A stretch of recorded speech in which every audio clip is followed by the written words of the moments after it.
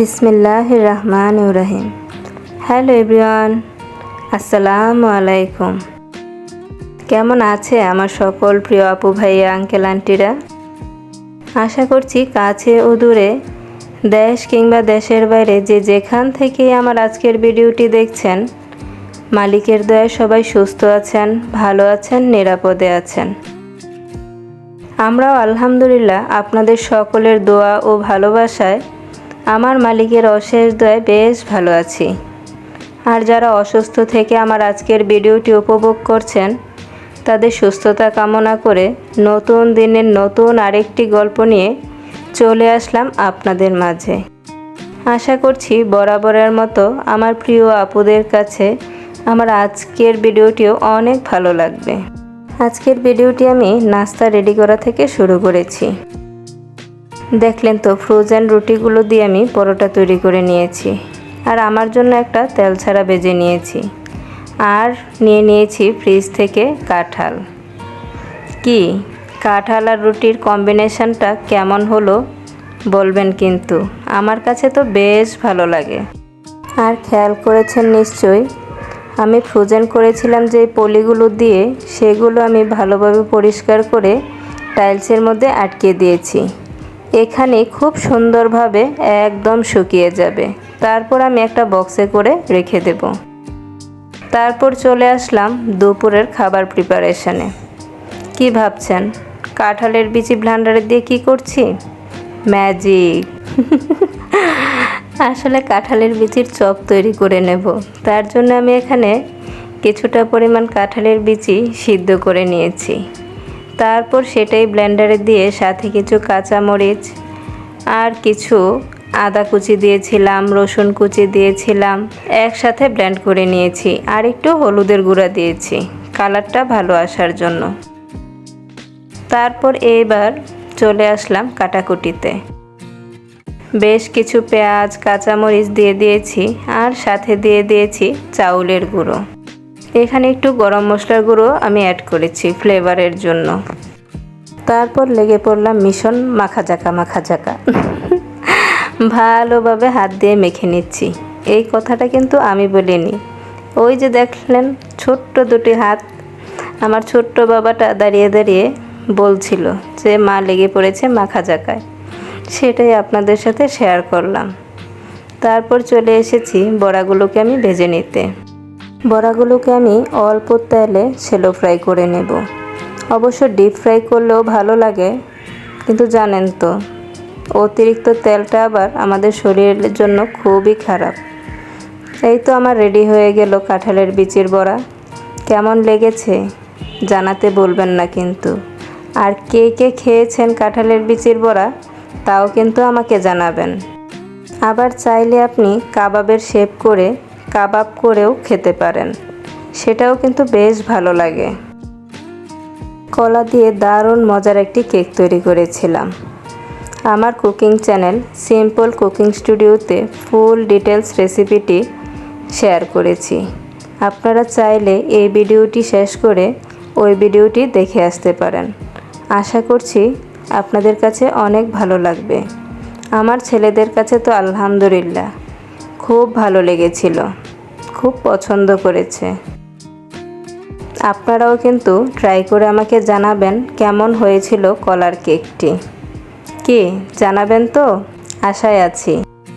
তারপর লেগে পড়লাম কোটাকাটিতে।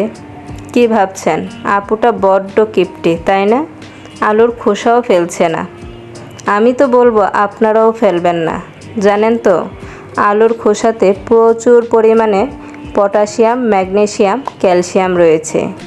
আরও রয়েছে আয়রন, ফসফরাস, কপার এবং জিঙ্কের উপস্থিতি, যা আমাদের হাড়কে অনেক মজবুত করতে সাহায্য করে, যেটা আমাদের শরীরের জন্য খুবই প্রয়োজন। বিশেষ করে আমাদের মেয়েদের তো অনেক বেশি প্রয়োজন, তাই না? তারপর আমাদের হাড় ভালো রাখতে কিন্তু আলুর খোসা দুর্দান্ত কাজ করে। তারপর আবার আলুর খোসাতে উপস্থিত আছে ভিটামিন বি, ভিটামিন সি এবং ফাইবার, যা আমাদের শরীরকে সুস্থ রাখতে, রোগ প্রতিরোধ ক্ষমতা বাড়াতে বেশ কার্যকরী। আবার জানেন তো কোলেস্টেরল কমাতেও আলুর খোসা বেশ উপকারী। আপনি নিয়ম মেনে আলুর খোসা খেলে ফ্যাট বাড়বে না, কমবে। এটা আমার কথা না, বিশেষজ্ঞদের কথা। ওনারা গবেষণা করে পেয়েছেন। ইস, অনেক হয়ে গেছে আলুর খোসার গুণকীর্তন, তাই না?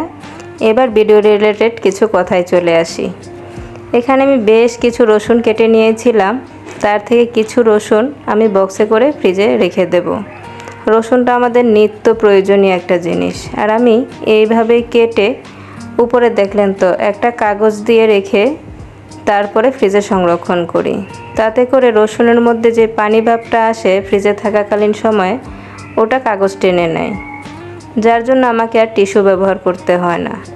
আমি কাঁচামরিচটাও সেম প্রসেসেই রেখে দিয়েছি। তারপর এই তো আলু ভাজিটা বসিয়ে দিয়েছি। কি ভাবছেন, একদিন করলো রিং রিং আলু ভাজি, আজকে আবার ত্রিভুজ আলু ভাজি, এ আবার কেমন? তাই না? আসলে আমার ছোট ছেলের মাথা থেকেই আসে এইসব আইডিয়া। ও বড্ড মায়ের আঁচল ধরা ছেলে, সারাক্ষণ মায়ের কাছে ঘুরঘুর করবে, মায়ের কাজের মধ্যে নিত্য নতুন এক্সপেরিমেন্ট করবে। কার কার ঘরে এরকম লক্ষ্মী দুটো বাবা আছে অবশ্যই আমাকে জানাবেন। মাশাআল্লাহ, আমার বাবা দুটো অনেক লক্ষ্মী, আলহামদুলিল্লাহ। মালিকের অশেষ দয়ায় এরকম লক্ষ্মী দুটো বাবার মা হওয়ার সৌভাগ্য আমি পেয়েছি। একদিকে আমি আলু ভাজি বসিয়ে দিয়েছি, অন্যদিকে দুন্দুল আলু দিয়ে মাছ রান্না বসিয়ে দিয়েছি। সবাই আমার বাবা দুটোর জন্য অনেক অনেক দোয়া করবেন। আল্লাহ যেন ওদেরকে মানুষের মতো মানুষ বানায়, ওদের বাবার মতো নীতিবান বানায়। এইটুকুই আমার চাওয়া। ওদের বাবা বেঁচে থাকলে হয়তোবা ওদের জীবন কথাটা অন্য রকম হতো। এইরকম চ্যালেঞ্জিং একটা পিরিয়ড ওদের জীবনে আসবে, এটা হয়তোবা ওরা কোনোদিন কল্পনাই করেনি। যাই হোক, আমার মালিকের ইচ্ছাই তো সবচাইতে বড়, তাই না? উনি যা পরিকল্পনা করে রেখেছেন, আমরা শুধুমাত্র তার মধ্য দিয়ে যেতে পারি। আর কি করার আছে আমাদের?